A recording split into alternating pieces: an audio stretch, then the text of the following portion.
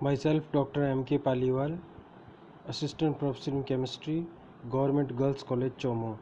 बच्चों, जैसा मैंने आपको कल बताया था मास स्पेक्ट्रोमेट्री में, आज हम मास स्पेक्ट्रोमेट्री में मैंने आपको बेसिक्स इसके समझाए थे कि मास स्पेक्ट्रोस्कोपी की मेन एप्लीकेशंस क्या होती हैं और मास स्पेक्ट्रोस्कोपी में हम क्या करते हैं, बेसिकली इसका बेसिक प्रिंसिपल क्या होता है। बेसिक प्रिंसिपल में मैंने बताया था कि किस प्रकार से इसका स्पेक्ट्रम आता है और स्पेक्ट्रम में हम कैसे हम पीक्स को आइडेंटिफाई करते हैं, बेस पीक कैसे प्राप्त होती है, एम प्लस पीक या पेरेंटाइन या मोलिकुलर आयन पीक कैसे प्राप्त होती है, उसकी इंटेंसिटी क्या होती है, और उन सब के बारे में फिर मैंने आपको एलिमेंटल एनालिसिस के बारे में विस्तार से बताया था कि क्लोरीन, ब्रोमीन, आयोडीन जो है और नाइट्रोजन और सल्फ़र का किस प्रकार से हम डिटर्मिनेशन कर सकते हैं, कार्बन एटम का किस प्रकार से डिटर्मिनेशन कर सकते हैं, इनकी हमारे को क्या क्या बेस वैल्यू प्राप्त होती हैं, नेचुरल अबंडेंस से इनका क्या मतलब होता है और ये कैसे हम इनकी पीक्स को कैसे प्राप्त करते हैं, इन सब के बारे में मैंने आपको विस्तार से बताया। आज हम जो पढ़ेंगे वो है मैकलैफर्टी रीअरेंजमेंट, और ये सबसे इम्पॉर्टेंट फिनोमेना है जो मास स्पेक्ट्रोमेट्री है उसका सबसे इम्पॉर्टेंट पार्ट यही है, मैकलैफर्टी रीअरेंजमेंट। एक्चुअल में इसमें क्या होता है कि gamma hydrogen containing carbonyl compound हो, एमीन हो, एस्टर हो, एसिड्स हो, एल्केन्स हो, नाइट्राइल्स हो, ये सारे जो है वो मैकलैफर्टी अरेंजमेंट करते हैं। और इनमें क्या होता है कि जनरली जो गामा हाइड्रोजन है वो ट्रांसफ़र होकर मोर इलेक्ट्रोनेगेटिव एटम की तरफ के पास चला जाता है और बीटा बॉन्ड ब्रेक हो जाता है। इस प्रकार से जो प्रोसेस होता है उसे मैकलैफर्टी रीअरेंजमेंट कहते हैं। मैं आपको इसकी डेफिनेशन बताता हूँ। It involves the migration of gamma hydrogen atom followed by the cleavage of a bond. The rearrangement leads to the elimination of neutral molecules from aldehyde, ketones, amines, unsaturated compound, substituted aromatic compounds, etc. The rearrangement proceeds through a sterically hindered six-membered transition state, और six member जो transition state है उसके through ये होता है। हम एक जो जनरल केस है वो कंसिडर करते हैं। देखिए यहाँ पर हम एक जनरल केस कंसिडर करते हैं जिसमें हमने कीटोन लिया है। कीटोन में हमने इलेक्ट्रॉन का बम्बार्डमेंट करवाया और इलेक्ट्रॉन का बम्बार्डमेंट कराने के बाद हमारे पास जो स्पीसीज रेडिकल कैटाइन प्राप्त हुआ वो ये रेडिकल कैटाइन प्राप्त हुआ। अब देखिए इसमें जो एल्फ़ा कार्बन है, एल्फ़ा से हम काउंट करते हैं अल्फ़ा, बीटा और गामा। जो गामा हाइड्रोजन है वो मोर इलेक्ट्रोनेगेटिव एटम की तरफ ट्रांसफ़र हो जाएगा जो है, ठीक है। इस प्रकार से मोर इलेक्ट्रोनेगेटिव जो है उसकी तरफ ट्रांसफ़र हो जाएगा। तो हमारे को ऐसी एक सिक्स मेंबर्ड जो है वो स्पीसीज़ प्राप्त हो जाएगी या ट्रांजिशन स्टेट प्राप्त हो जाएगी। फिर यहाँ से क्या होता है कि बीटा बॉन्ड ब्रेक होता है। देखिए इसमें बीटा बॉन्ड को हमने ब्रेक करके दिखा रखा है। यहाँ से बॉन्ड ब्रेक होता है और हमारे को दो स्पीसीज़ मिलती हैं। एक तो रेडिकल कैटाइन है जो है वो RCOH रेडिकल प्लस कैटाइन और डबल बॉन्ड CH2 ये मिलता है, और एक एल्कीन मिलता है। तो जनरली X जो आयन है, मैंने जो X की फॉर्म में बता रखा है, X जो आयन है observed as a base peak, ये हमारे को बेस पीक के रूप में प्राप्त होता है। अब हम कुछ M/E वैल्यूज़ हैं जो बेस पीक की वो मैकलैफर्टी रीअरेंजमेंट के थ्रू प्राप्त करते हैं। जैसे मेथिल ब्यूटेनॉइट है उसमें अपन ये प्राप्त करते हैं। Calculate M/E value of base peak according to McLafferty rearrangement for methyl butanoate. देखिए इसमें अगर अपन प्राप्त करते हैं तो हमारे पास जो ये स्पीसीज़ प्राप्त हुई उसका अपन अब अगर माने कि हमारे को 74 कैसे प्राप्त हुआ है। देखिए इसमें आप कार्बन जोड़िए, 1 2 कार्बन, 12 दूनी 24, 24 और 16 दूनी 32, 24 और 32 कितने होते हैं, 24 और 32 जो होते हैं वो होते हैं 66, 66 और एक कार्बन इधर है 12, कितने हो गए, सॉरी 56 और 12 हो गए 68, 68 और 3, 68 और 3 71, 73, 71 और एक हो गए 72, 72 और 2 74। आप इसमें मतलब सोचेंगे कार्बन के जोड़ेंगे 12, ऑक्सीजन का और हाइड्रोजन का 1 जोड़ेंगे, तो टोटल जो वैल्यू आपके पास प्राप्त होगी वह 74 प्राप्त होगी। तो हम इसकी बेस वैल्यू हम प्राप्त कर सकते हैं। ठीक है, इसी प्रकार से अगर डबल मैकलेफर्टी रीअरेंजमेंट अगर अपने को प्राप्त करना है तो अपन डबल मैकलेफर्टी रीअरेंजमेंट से भी बेस वीक को प्राप्त कर सकते हैं। देखिए अब हम डबल जो है मैकलेफर्टी रीअरेंजमेंट देखते हैं। डबल मैकलेफर्टी रीअरेंजमेंट हमारे पास इसमें प्राप्त होता है। इसमें कार्बोनाइल कंपाउंड बीच में है, तो उससे जो अपन देखते हैं अल्फ़ा, बीटा और गामा हाइड्रोजन यहाँ से शिफ्ट होता है। इसी प्रकार से अल्फ़ा, बीटा और गामा हाइड्रोजन जो है वो इधर से शिफ्ट होगा। तो देखिए हमारे पास यहाँ से एक हाइड्रोजन जो शिफ्ट हो गया यहाँ से और बीटा बॉन्ड ब्रेक हो गया, तो हमारे को ये वाली जो है वो एक बेस पीक प्राप्त हो गई। और जो है फिर हमारे को सेकंड जो है मैकलेफर्टी रीअरेंजमेंट देखते हैं, तो हमारे को सेकंड मैकलेफर्टी रीअरेंजमेंट में हम देखते हैं कि हमारे को ये बॉन्ड इसके जो 2 फ्रेगमेंट हैं वो हमारे को प्राप्त होते हैं। एक वाला फ्रेगमेंट यहाँ से CH2 डबल बॉन्ड CH2 के रूप में अलग हो जाता है और दूसरा जो है हमारे को ये फ्रेगमेंट जो है प्राप्त होता है, और इस प्रकार से अपन मैकलेफर्टी रीअरेंजमेंट को प्राप्त कर सकते हैं। आप जानते हैं large number of organic compounds जैसे है कीटोन है, एमीन्स है, अल्कोहल्स है, एस्टर्स है, एसिड्स हैं, जिनमें गामा हाइड्रोजन होता है, वो सारे के सारे मैकलेफर्टी रीअरेंजमेंट देते हैं और मैकलेफर्टी रीअरेंजमेंट के थ्रू आयन बनाते हैं। ठीक है, और इसके आधार पर अपन क्या है एक फार्मूला हमारे पास बेस पीक जो है वो प्राप्त हो जाती है। अब हम अलग अलग कंपाउंड्स में देखेंगे कि उनका मास स्पेक्ट्र कैसा होता है और मास स्पेक्ट्रम में किस प्रकार की हमारे को पीक्स प्राप्त होती हैं। तो एक बात आपको बहुत इम्पोर्टेंट तरीके से ध्यान रखनी है कि आपको सबसे पहले जो है वो ध्यान रखना है कि हमारे को जो है वो पॉसिबिलिटी ऑफ मैकलेफर्टी रीअरेंजमेंट है या नहीं है। अगर पॉसिबिलिटी ऑफ मैकलेफर्टी रीअरेंजमेंट है तो उसके बाद हम, अगर नहीं है तो उसके बाद अपन उसका वो देखेंगे कि इसकी बेस पीक या कितनी पीक्स इसमें प्राप्त होंगी। तो हमने अब हमारे पास जो है वो है नेक्स्ट जो है ये वाला है, तो मास स्पेक्ट्रा ऑफ डिफरेंट कंपाउंड्स हमारे को ये मिलेंगे। तो हम सबसे पहले एल्केन्स में देखते हैं। एल्केन्स में मास स्पेक्ट्रा क्या होता है, तो fragmentation go in that way in which really more stable fragments are generated. तो जो मोर स्टेबल फ्रेगमेंट हैं वो जनरेट होते हैं, इस प्रकार से फ्रेगमेंटेशन होता है। Generally base peak in alkanes is observed at 43, अगर C3H7 की हो तो और C4H9 की हो तो हमारे को बेस पीक वो जो है वो क्रमशः 43 और 57 पे, 43 और 57 पे M/E या बेस पीक प्राप्त होगी। एक बहुत इम्पोर्टेंट बात ये है, देखिए मैंने नोट्स को बहुत समराइज करके लिखा है जिससे कि आपके पास एक माइंड मैकअप का जो है वो बना रहे, और आप जब भी कभी रिवाइज करो इसको तो आपके पूरा मास स्पेक्ट्रम ऐसे कैसे याद रह जाए। तो याद रखने के हिसाब से अपने को याद रखना है। अब नंबर ऑफ पीक्स जो हैं वो ब्रांच्ड एल्केन में अनब्रांच्ड एल्केन से ज़्यादा प्राप्त होंगी, और इंटेंसिटी ऑफ एम पीक जो है वो ब्रांच्ड एल्केन में कम होगी और अनब्रांच्ड एल्केन में ज़्यादा होगी। Straight chain alkane shows characteristic peaks, जो है स्ट्रेट चेन एल्केन होंगे वो कुछ करेक्टरिस्टिक पीक देंगे। एक तो देंगे M+-15, दूसरा देंगे M+-15+14, फिर M+-15 इंटू 2 इंटू 14, फिर 3 इंटू 14 हो जाएगा, 4 इंटू 14 हो जाएगा। ऐसे आपको कंटिन्यूस पीक प्राप्त होती रहेंगी।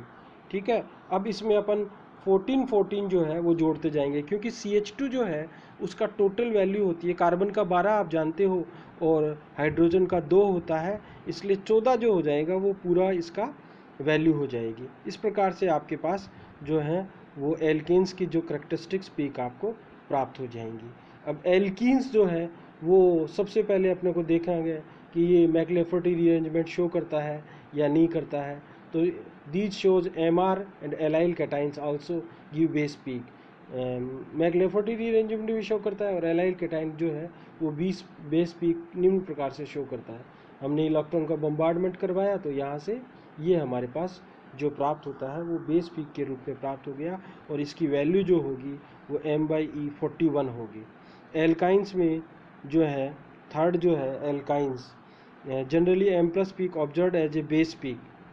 m+ पीक होती है वही बेस पीक के रूप में प्राप्त होती है, जैसे 1 ब्यूटाइन और 2 butyne shows m+ peak as a base peak. ये दो एग्जांपल मैंने इसमें लिए हैं। अब एल्कोहल्स का देखते हैं। एल्कोहल्स भी एल्कोहल्स में भी बेस पीक अलग अलग प्रकार से आपको प्राप्त होती है। देखिए यहाँ पर आपको शो कर रखा है प्राइमरी अल्कोहल में क्या होता है, सेकेंडरी अल्कोहल में क्या होता है और टर्सरी अल्कोहल में क्या होता है। प्राइमरी अल्कोहल में क्या होता है कि एक जो है वो रेडिकल कैटाइन बनता है और यहाँ से बीटा जो बॉन्ड है वो ब्रेक हो जाता है और एक रेडिकल बनता है। और देखिए इसकी बेस पीक वैल्यू जो होगी प्राइमरी में हमने देखा है कितनी हो जाएगी 31 की। अगर 31 बेस पीक के रूप में m/e की वैल्यू हमारे पास 31 है तो हम कहेंगे कि हमारे पास वो प्राइमरी एल्कोहल है।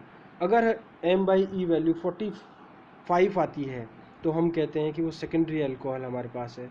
और m/e वैल्यू 59 आती है तो हम कहेंगे कि हमारे जो है हमारे पास जो अल्कोहल है वो टर्सरी अल्कोहल है। देखिए कैसे प्राप्त होती है। सेकेंडरी अल्कोहल में बॉन्ड ब्रेक होता है कार्बन के पास वाला, तो R जो है फ्री रेडिकल बन जाता है, इधर R इसमें R फ्री रेडिकल बन जाता है।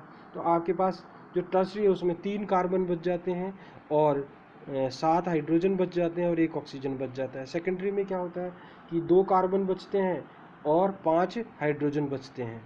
ठीक है, इसी प्रकार से हमारे पास जो है वो एक CH2 बचता है। इसमें प्राइमरी में 1 कार्बन बचता है, 1 ऑक्सीजन बचता है और 3 हमारे पास हाइड्रोजन बचते हैं। तो इन सब को जोड़ते हैं तो हमारे पास प्राइमरी, सेकेंडरी और टर्सरी में क्रमशः जो हमारे को बेस पीक वैल्यू मिलती है वो 31, 45 और 59 पर हमारे को बेस पीक प्राप्त होती है। अब हम एल्डिहाइड और कीटोन्स में जो है उसकी बात करते हैं कि एल्डिहाइड और कीटोन्स में हमारे को किस प्रकार से मास स्पेक्ट्रम प्राप्त होता है। तो सबसे पहले तो अपन वही बात करते हैं कि see the possibility of McLafferty rearrangement. McLafferty rearrangement का जो है हम मैक्लेफर्टी रीअरेंजमेंट की जो है वो पॉसिबिलिटी देखेंगे और फिर हम इसमें बेस पीक प्राप्त होंगे। करेक्टरिस्टिक बेस पीक जो इसमें प्राप्त होती है वो हमारे को 29 पे प्राप्त होती है जो एल्डिहाइड की होती है RCHO में। इस प्रकार से अपन देखते हैं कि हमारे पास अगर कीटोन हो तो कीटोन की जो इंटेंस पीक जो हमारे को प्राप्त होती है observed as a intense peak 43 पे हमारे को एक ऑब्जर्व्ड पीक प्राप्त होती है या 43 पे एक बेस पीक प्राप्त होती है और वो कीटोन्स में हमारे को प्राप्त होती है। पहले भी मैंने आपको बताया है कि 43 पे हमारे को कीटोन्स में एक बेस पीक प्राप्त होती है। इस प्रकार से अपन देखते हैं। फिर एस्टर और एमाइड्स में हम देखते हैं। एस्टर और एमाइड्स में भी अपन देखते हैं कि पॉसिबिलिटी ऑफ मैक्लेफर्टी रीअरेंजमेंट देखते हैं। तो मैक्लेफर्टी रीअरेंजमेंट की पॉसिबिलिटी देखते हैं तो हमारे पास एस्टर हम देखते हैं। एस्टर में जो फ्रेगमेंटेशन है वो 2 प्रकार से हो सकता है और हमारे को 3 फ्रेगमेंट मिल सकते हैं, RC triple bond O+, RO+ और COOR+। ऐसे हमारे को 3 फ्रेगमेंट प्राप्त होते हैं और हम अलग अलग बेस पीक हम प्राप्त कर सकते हैं। RCONH2 जो है उसका अगर 1 इलेक्ट्रॉन देते हैं और 2 इलेक्ट्रॉन इसमें निकालते हैं तो हमारे पास RC डबल बॉन्ड और NH2 जो है वो हमारे को प्राप्त होता है, जिससे हमारे को 3 जो है फ्रेगमेंट्स मिल सकते हैं। 3 फ्रेगमेंट मिलेंगे, RC triple bond O+, CONH2+ और R+। इस प्रकार से इनकी जो अलग अलग हैं वो बेस पीक अपने को प्राप्त हो सकती हैं और हम अलग अलग प्रकार से इसको प्राप्त कर सकते हैं। ऐसे अपन को अलग अलग जो है अलग अलग कंपाउंड्स में अलग अलग प्रकार की पीक्स प्राप्त। अब एल्केन नाइट्राइल, ये भी बहुत इम्पॉर्टेंट है। एल्केन नाइट्राइल में मैक-लेफ्रोटी रीअरेंजमेंट की पॉसिबिलिटी देखते हैं। इसमें देखिए C4 to C19 carbon atom containing nitriles shows the base peak of M/E41 due to the McLafferty rearrangement. अगर हमारे पास 4 कार्बन से 9 कार्बन तक के नाइट्राइल्स हैं या 4 कार्बन से 9 कार्बन वाले नाइट्राइल्स हैं तो वो मैक-लेफ्रोटी रीअरेंजमेंट शो करेंगे और उसमें जो बेस पीक प्राप्त होगी वो 41 पे प्राप्त होगी, और वो भी 41 पे मैक-लेफ्रोटी रीअरेंजमेंट के कारण से प्राप्त होगी। देखिए अब हमने एग्जांपल लिया है तो हम इस एग्जांपल की बात करते हैं। हमारे पास ये रेडिकल कैटाइन है। अब इसमें हम मैक-लेफ्रोटी रीअरेंजमेंट की पॉसिबिलिटी देखते हैं। तो हमारे पास जो है वो गामा जो है वो ट्रांसफ़र हो जाएगा। तो गामा जो है यहाँ से हाइड्रोजन ट्रांसफ़र हो जाएगा, alpha beta gamma, gamma transfer होगा। तो गामा ट्रांसफ़र होने के बाद जो बॉन्ड ब्रेक हो जाएगा वो बीटा बॉन्ड ब्रेक हो जाएगा। तो बीटा बॉन्ड ब्रेक होने के बाद हमारे पास 2 फ्रेगमेंट ये मिलते हैं, और ये जो है हमारे को बेस वैल्यू जो मिलती है वो इसकी मिलती है, और वो 41 जो है M/E वैल्यू वो 41 के रूप में हमारे को प्राप्त होती है। इस प्रकार से हमारे को एल्केन नाइट्राइल्स में जो है बेस पीक जो है वो प्राप्त होगी 41 पे। एमीन्स में अपन देखते हैं, एमीन्स में हमारे को 30 पर और 44 पे हमारे को क्या है बेस पीक्स प्राप्त हो सकती हैं। तो हमने पहले वाले में देखा है कि इस प्रकार से CH2 double bond NH2 plus इसकी बेस पीक 30 होगी, CH3 CH double bond NH2 plus इसकी बेस पीक 44 प्राप्त होगी। ऐसे ऐसे बढ़ता जाएगा तो फिर 14 बढ़ता जाएगा। अब नेक्स्ट जो अगर हमारे को प्राप्त होगी तो वो 58 पे प्राप्त होगी, कार्बन 12 और 2 हाइड्रोजन का। इस प्रकार से हमारे को नेक्स्ट जो मिलती जाएगी बेस पीक कैसे प्राप्त होगी। तो हम ये ऐसा ऑब्जर्व कर सकते हैं कि हमारे को बेस पीक कहाँ कहाँ प्राप्त होती हैं और कैसे कैसे हमारे को हैं। अब अपन नेक्स्ट क्लास में जो पढ़ेंगे वो बहुत इम्पोर्टेंट पार्ट है। इसके नेक्स्ट जो है वो है कार्बोक्सिलिक एसिड और एरोमेटिक कंपाउंड्स में किस प्रकार से हमारे को किस प्रकार से हमारे को स्पेक्ट्रम प्राप्त होता है। ये बहुत इंपॉर्टेंट है, इसलिए मैंने इसको अलग से दिया है। और मेटा स्टेबल आयन पीक क्या होती है, इसकी एप्लीकेशन क्या होती है, ये कैसे हमारे को प्राप्त होती है, इसके बारे में अपने विस्तार से पढ़ेंगे। और ये एग्ज़ाम्पल्स जो हैं वो आपको ज़्यादा से ज़्यादा करने हैं। बहुत सारे एग्ज़ाम्पल अलग अलग किताब में दिए हुए हैं, वो आप कर सकते हो।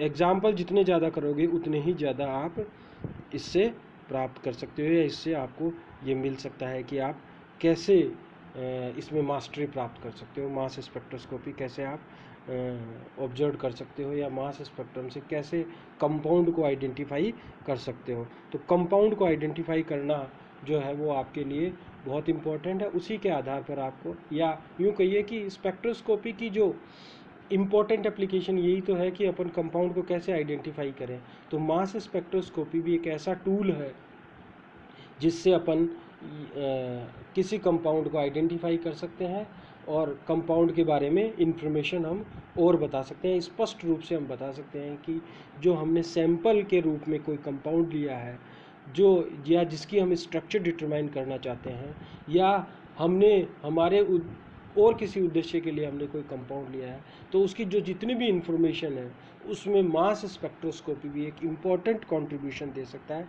एक इम्पॉर्टेंट रोल प्ले कर सकता है कि किस प्रकार से हमारे को ये कंपाउंड की स्ट्रक्चर को हम डिटरमाइन कर सकते हैं। तो इस प्रकार से मैंने मैक-लेफ्रोटी रीअरेंजमेंट को कंपाउंड्स के बारे में आपको बताया। तो वैसे तो बहुत सारे कंपाउंड, बहुत एग्जांपल दे रखे हैं कि जैसे आप ब्यूटेनॉल का कर सकते हो, 1-पेंटीन का कर सकते हो, और 4-हेप्टेनॉन का कर सकते हो। ठीक है, मेटास्टेबल आयंस और पीक्स जो है उसकी कुछ कैरेक्टरिस्टिक प्रॉपर्टी है। तो मेटास्टेबल आयंस जो है उनके बारे में मैं 2 बात बताता हूँ कि वो आपको पुनः याद रखनी है। Metastable peaks can be easily determined in mass spectrum. Some important characteristic of these peaks are, पहला तो है they do not necessarily occur at the integral M/E values. These are much broader than the normal peaks.